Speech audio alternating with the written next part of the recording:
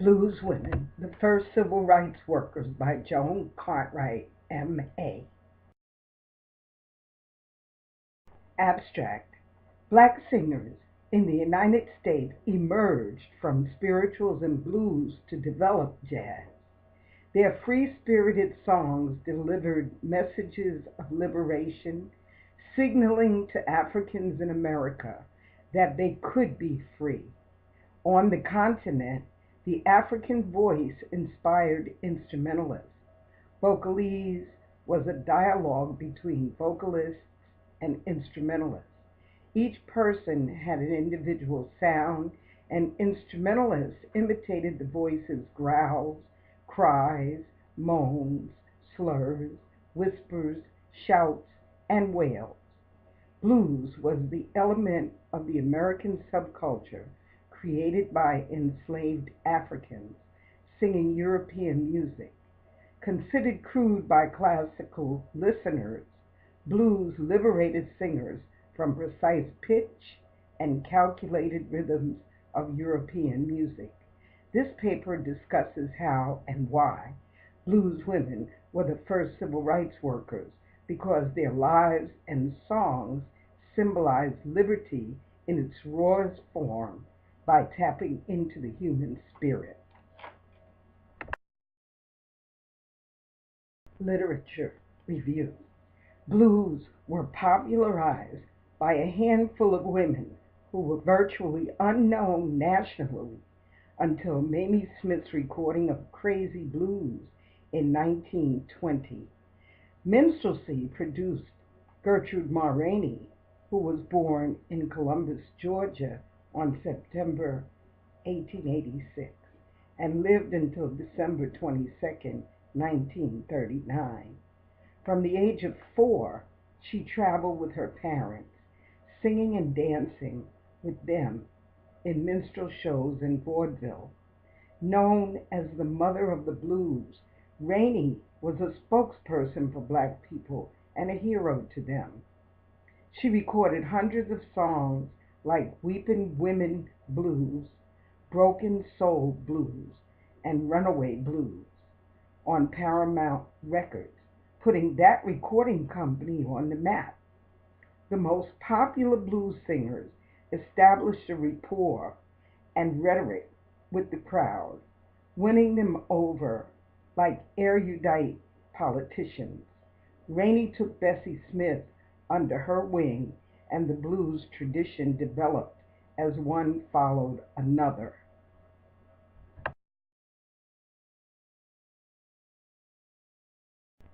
Angela Davis regarded blues women as pre-feminists.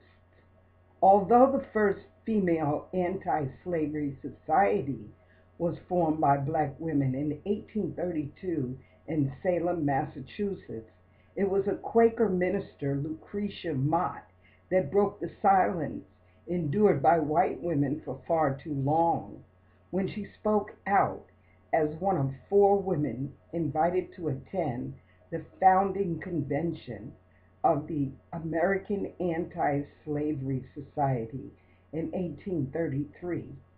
Mott's Philadelphia home was the site of an underground railroad station. As they worked within the abolitionist movement, white women learned about the nature of human oppression and learned important lessons about their own subjugation and exclusion from the political arena. Davis explored the lyrics of blues singers as examples of at least one non-traditional way in which Black women negotiated and articulated their socially constructed realities. For Europeans, music was an object of enjoyment and entertainment or used to implement worship. So music escaped the cultural genocide planned for slaves at the onset of their captivity. As a result, music served as an aesthetic tool for community resistance, which encouraged and nurtured a political community of active struggle for freedom. Davis asserted that art contains socio-political meanings which quicken social progress, influence our emotions and knowledge, and propel us toward involvement in organized movements seeking to effect radical social change. In her book, Blues, Legacies, and Black Feminism, Gertrude Ma Rainey, Bessie Smith, and Billie Holiday, Davis examined blues for their rhetorical significance, deeming them worthy of critique. She acknowledged Marx and Engels' observation that art is a form of social consciousness that awakens those affected by it to transform their oppressive environments. Also, Davis recognized that the slavocracy failed to grasp the social function of music in all aspects of life in West African society, an idea that is congruent with the belief that had European slavers understood the depth of culture to aggregate the aggression of Africans, they would never have instituted slavery at all. Herein lies the obsession with assassinating as many present day musicians and rappers as possible, whether physically, psychologically, psychedelically, or otherwise. Kalamu Salam researched the social and aesthetic significance of African American music. He found that music best communicates the reality of our existence better than words. The most profound and serious moral lessons are articulated by the speaker's talk singing style of orature, which is enhanced by melodic blues accompaniment featuring minor chords with flatted thirds. Since African women were more apt to be applauded on Southern stages than African men, music became the language spoken even with those who disregarded the context of the blues, namely liberated Africans and Euro-Americans. Furthermore, blues could not have been slave music, since blues musicians roaming from town to town with guitars could not have existed prior to emancipation, because our people did not enjoy freedom of movement during slavery. Therefore, the blues was a musical genre of people who were prepared for and headed toward liberation.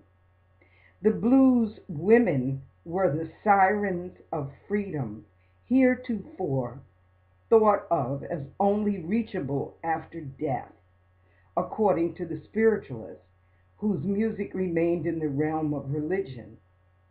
Blues music, known by religionists as devil music, is a black cultural art form. Blues is a living archive, a form of recollection that provides a coded history of black injury resulting from historically entrenched power relations. The blues provides vital oral testimony of black social history in the United States in the first half of the 20th century. In his classes, Garabedian alludes to the power of the blues to convey defiance, dissimulation, and resistance. Like many scholars, he noted that the blues contains a code that enables singers to speak differently to their friends, co-workers, parents, employers, and teachers, the same way his students do. He encouraged his students to recognize the coded lyrics in blues that are also found in contemporary popular music like hip hop or rap, that are actually political with overtones of protest.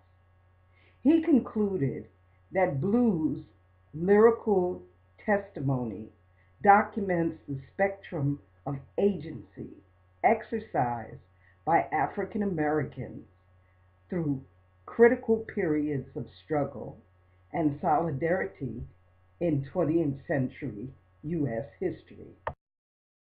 Voice work. The forced silence of women has been a subject of concern long before the age of the suffragette. The power of voice is a common theme in African American literature and criticism. Enmeshed in a world of enforced silence, African American authors saw voice as a source of personal and political agency. As in most women's fiction and feminist literature in particular, the ability to communicate for African American writers heralds a search for identity and an affirmation of individual selfhood. Historically, women were constructed as women by silencing their access to public speech with a split in voice, a father tongue that speaks in the language of public discourse and social power versus a mother tongue that is interlocutionary, conversational, and that expects an answer. Speaking out is not an easy task, and political freedom, including the freedom of speech, has not ensured a person of social ability to voice one's sense of identity. Voice work entails the manner in which an idea is politically and socially said or understood. Voice work potentially alters the ways in which speaking and hearing can function. It is a term for theorizing a set of political tools that often function beyond our individual control. Therefore, vocalists can be said to hold the power outside of the realm of instrumentalists and even orators, in that the musical accompaniment provides a foundation for their rhetoric. Thus, blues women stood on top of the pile of entertainers, often seen as harmless by the producers and town councils that hosted minstrel shows. Relationally, the minstrel mask worked for whites because it symbolized African Americans as happy and fun-loving. Rhetorically, the minstrel mask worked for blacks, allowing the minstrels to patronize an audience of oppressors while they complained about their low social status without fear of being arrested and tortured. However, this process did not extricate them from the horror of their masked existence, and it functioned as a misused symbol. Cultural politician Houston Baker contended that our experience of pleasure and pain is individual, and the realm of the word is minuscule compared to the space of wordlessness in which we exist. Therefore, the minstrel mask symbolized the ritualistic repression of the African sexuality, play, id satisfaction, castration, anxiety, and humanity. Its mastery, Houston avowed, constituted a primary move in Afro-American discursive modernism. The mask then was the precursor to African American literature, politics, and open debate, and the blues women grew adept at sporting it.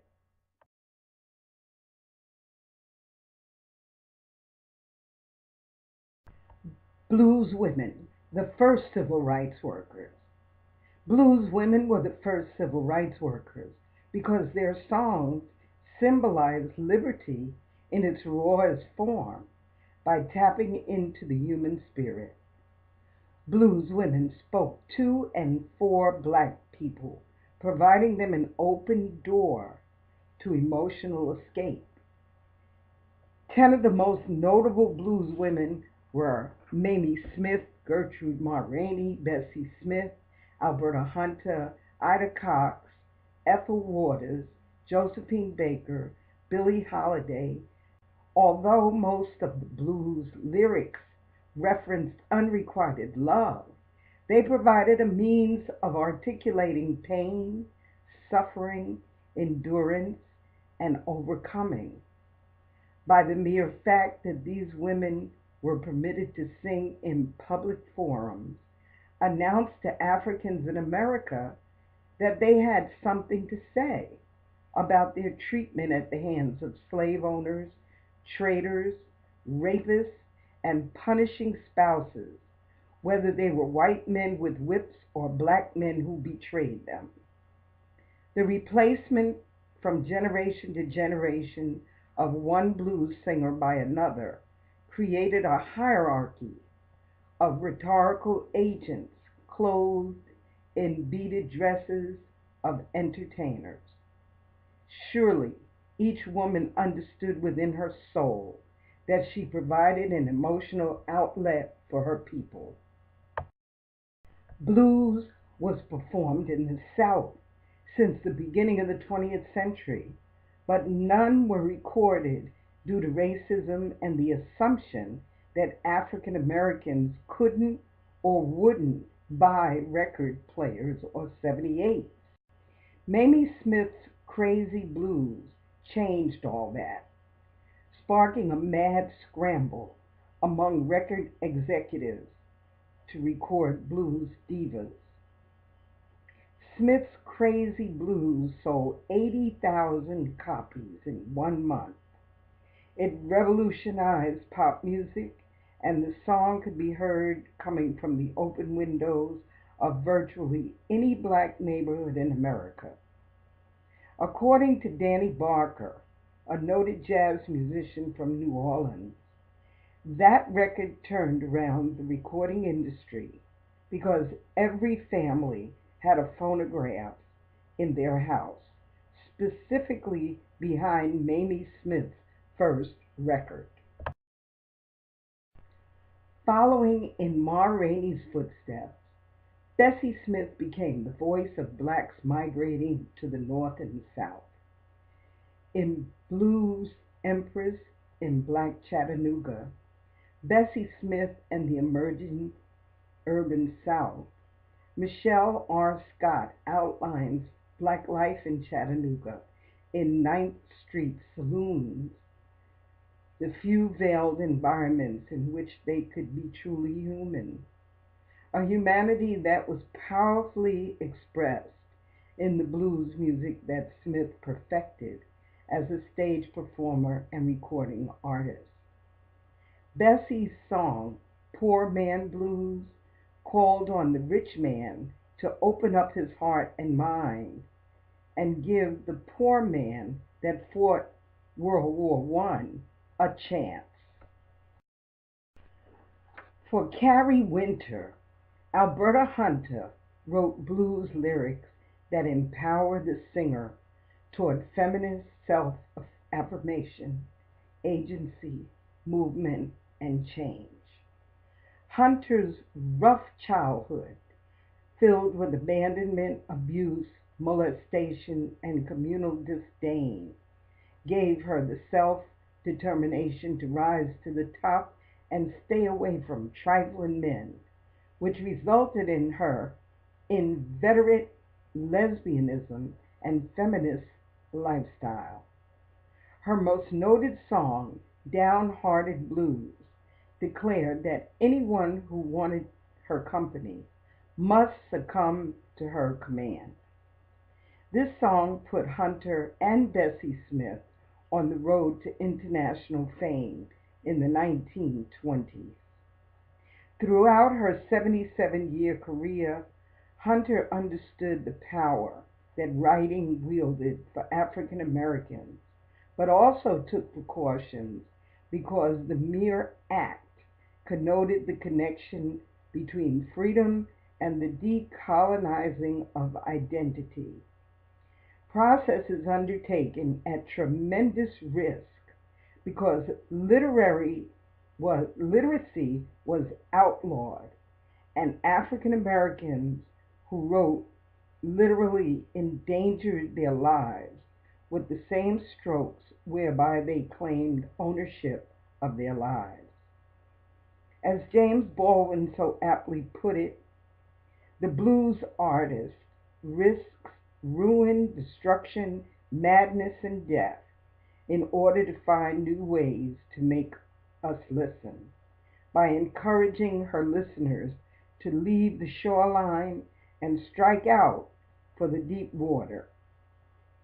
Having composed well into her 80s, Hunter participated in the blues philosophy that resisting master narratives inspires energies that undermine, bypass, subvert, and exceed patriarchal logic.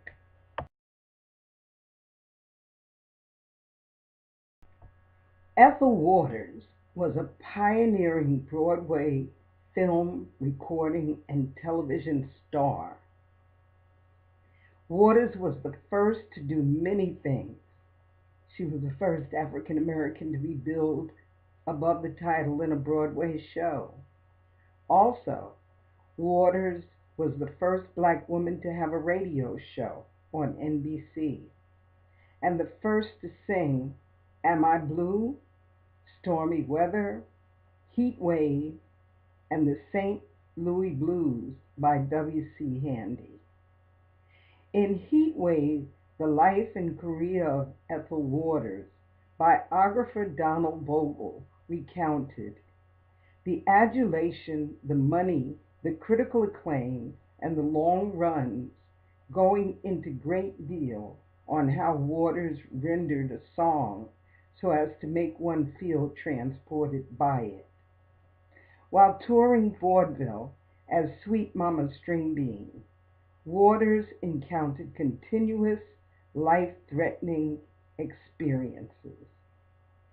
She was moved to sing Little Black Boy at the funeral of a lynched black youth deposited on the floor of the lobby of a theater where she was booked in Macon, Georgia.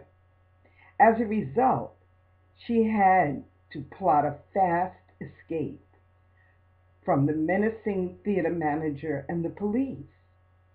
Waters' dramatic performances on stage and screen included the Broadway musical As Thousands Cheer and the films Mama's Daughters, Cabin in the Sky, The Member of the Wedding, and Pinky, for which she was nominated for an Oscar. Offstage, Waters was known to be mean due to a lifetime of slights resulting from the economic, aesthetic, and racial politics of 1920s to the 60s popular culture. She was openly bisexual, and her voice could not be quieted. Her autobiography, His Eye is on the Sparrow, is a raw and memorable account of the injustices Waters suffered from childhood, growing up in Chester and the ghettos of South Philadelphia, Pennsylvania. 3 failed marriages since the age of 12 through her turbulent journey from stardom to eventual poverty before her death in 1977. As a postscript, Ethel Waters should have spent her last years treated with the reverence and respect due a person of her accomplishments. Unfortunately, she distanced herself from militant black colleagues by starring as a maid on the TV series Beulah, aligning herself with white establishment types Billy Graham and Richard Nixon, and proclaiming, "I'm not concerned with civil rights. I'm concerned with God-given rights, and they are available to everyone."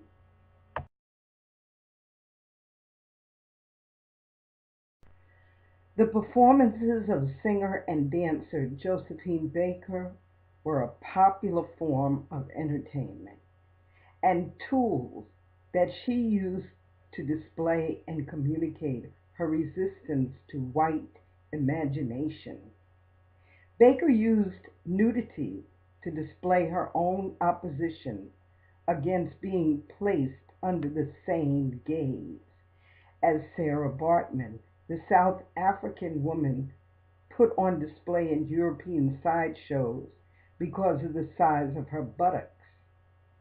At 11 years old, Baker witnessed one of the worst post-World War I race riots in St. Louis, Missouri in 1917 that left thousands homeless and at least 39 people dead. A victim of domestic abuse from an early age, Baker rebelled from her teachers because she wanted to be seen, rebelled from her mother because she saw how unhappy her mother had become, and rebelled from her husband because she saw herself falling into the same trap of poverty that her mother had.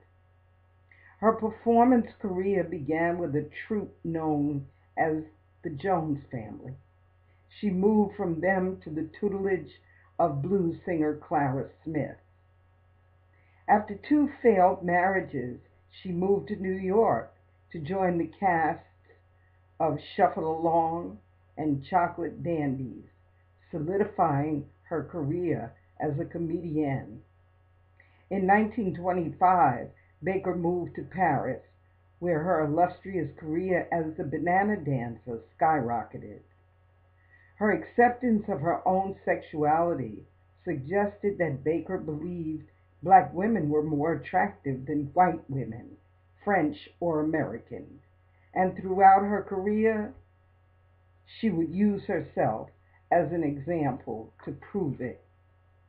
Although many black artists ceded to Paris, where the French marveled at the black experience, the presence of racism loomed large, influenced by class ranking in Parisian society, constantly reminding Baker that she was still a second-class citizen.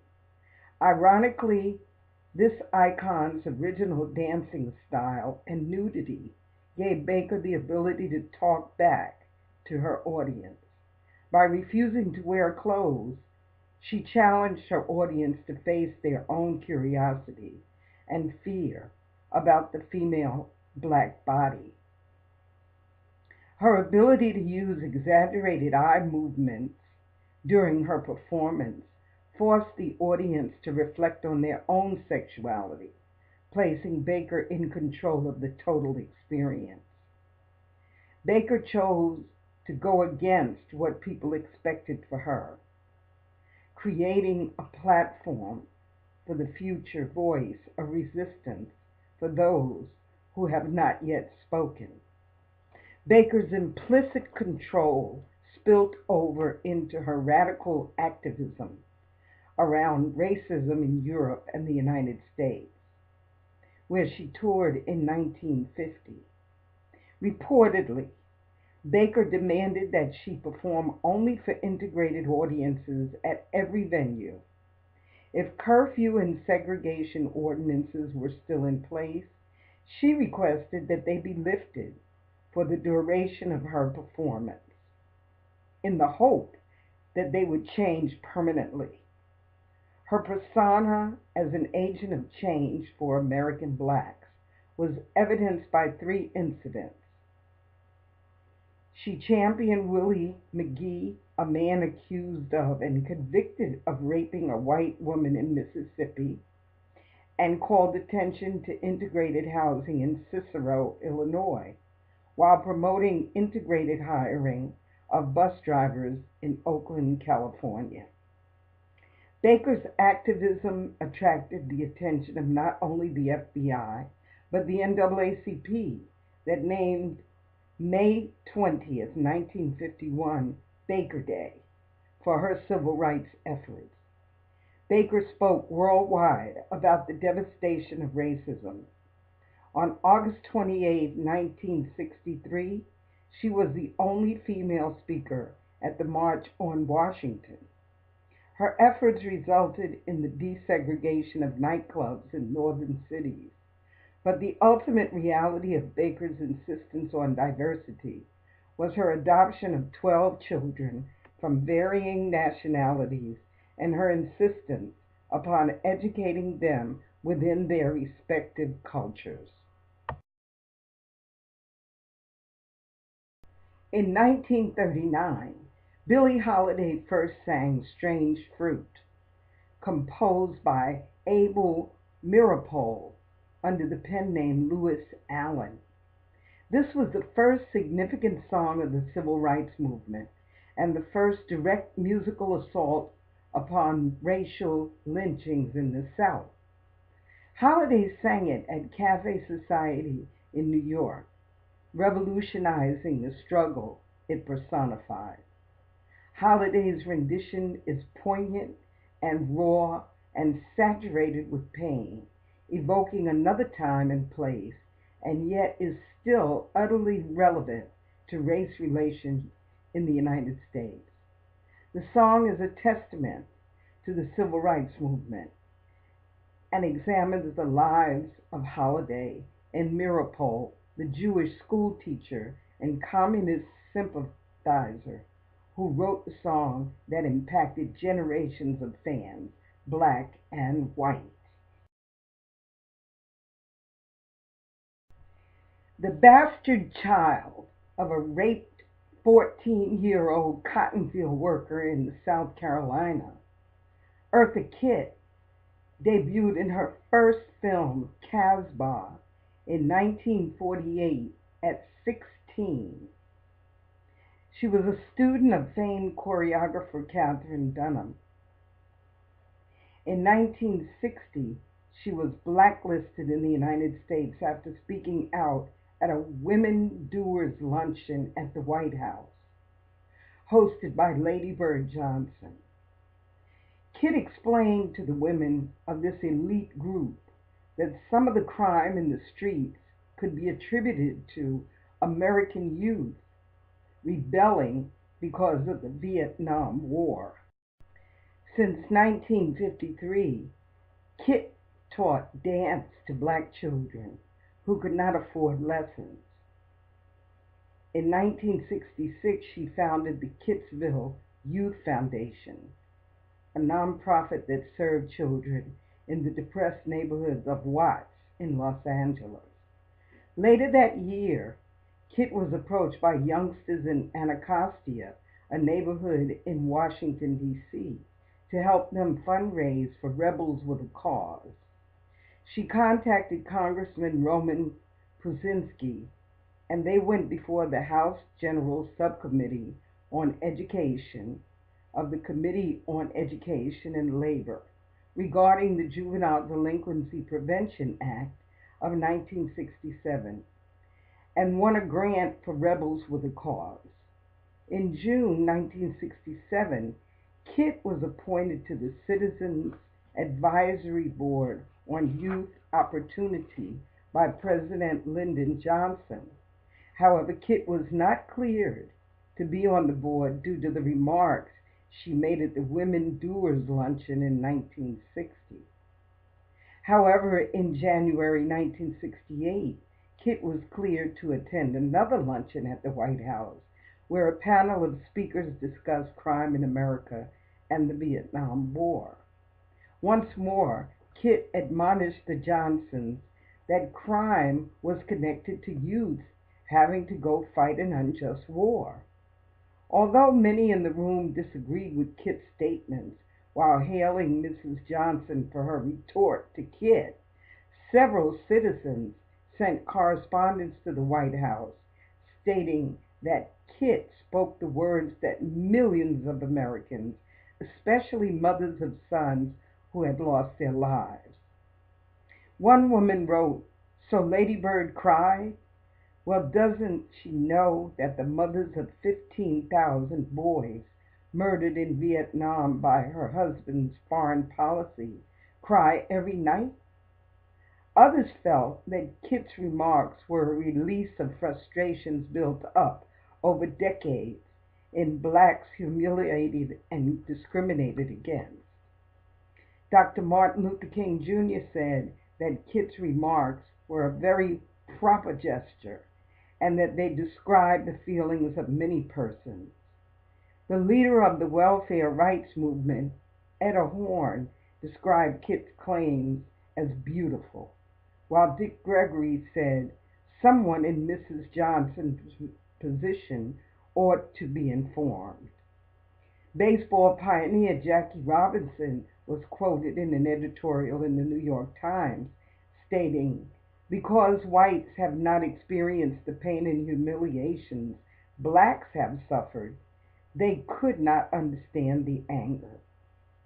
Despite disparate comments from many supporters of Johnson, Kit's remarks resounded throughout the nation, bringing awareness to the problem of crime and enlisting the support of numerous organizations on the issue, including 15,000 chapters of the General Federation of Women's Clubs, B'nai B'rith, the District of Columbia Anti-Crime Crusade, National Federation of Business and Professional Women's Clubs with 250,000 members, National Association of Colored Women's Clubs, Association of Junior Leagues of America, and Seven Keys to Freedom, a rehabilitation center for ex-inmates. Kit's career suffered largely because of a report generated by the FBI, Secret Service, National Security Agency, and the CIA that was sent to the White House 1 week after the luncheon. Kit lost several contracts, and a radio station, KHEN in Oklahoma, stopped playing her records. Nevertheless, with all the bad publicity generated about her from her outspoken stance on the luncheon was symbolic of what many who were opposed to the war believed was insensitivity on the part of the White House to their views. Kit was the voice in the wilderness for minorities to whom it appeared the Johnsons had turned a deaf ear.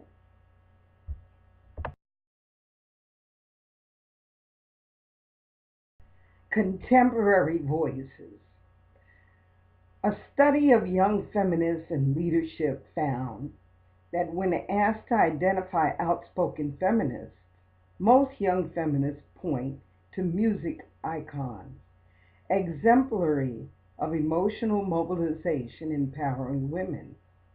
In recent years, the song "While Women Don't Have the Blues," penned by Ida Cox in 1924, became a feminist anthem because she wrote and sang openly about sexual freedom, a subject rarely broached by African American women of her time. This song was also the theme song for the W.C. Handy multi-award winning feminist black power group Uppity Blues Women that morphed into Sapphire, led by singer-songwriter Gay Adegbalora, who held that the group's music was about empowerment, following in the tracks of those divas in the 20s. Adegbalora and her group sang about sex, its joy, and its pain, and topical things like school teacher blues or Nothing's Changed or 1-800-799-7233, the National Domestic Violence Hotline number. She said the whole point of the blues is just to get the pain out. Nina Simone located American race relations in an international context in ways that drew attention to gender as well as race. Simone was one of the black women who evoked international and American issues in discussions of race. Miriam Makeba was a staunch activist against South African apartheid to the point of exile. She joined her protests to American calls for Black Power when she married Stokely Carmichael in 1968. Simone's fight for gender equity induced her to use her body, her music, and her words to forge links between Africa and African Americans and disseminated ideas about black freedom that were not specifically about the United States. I started to think about myself as a black person in a country run by white people and a woman in a world run by men, said Simone. In her song Go Limp, Simone played with an older tradition of African American female singers who sang about sex, like second wave feminists who would write about sex. Their protest and politics converged in Simone's music, and gender and sexuality informed her denunciation of racial discrimination. Conclusion. The blues are neither mournful nor the cries of victims. Rather, they articulate a hard-won affirmation of life and self. The blues artist fills the air with life, with her own life, which she understands contains the lives of many other people as well, according to Baldwin.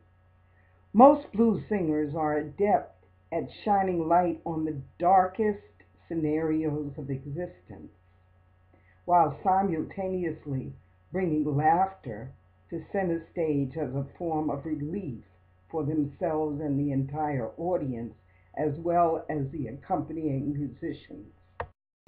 Blues women are adept at shining light. Blues women have instituted the primary healing of the human spirit with their musical dalliance that we can forever be delighted with and grateful for. Blues is a breath of fresh air in the stagnant world of discrimination. Blues is a breath of fresh air in the stagnant world. Blues is a breath of fresh air in the stagnant world of discrimination, racism, physical and psychological abuse, and overall inhumanity towards children, women, men, and whole groups of people.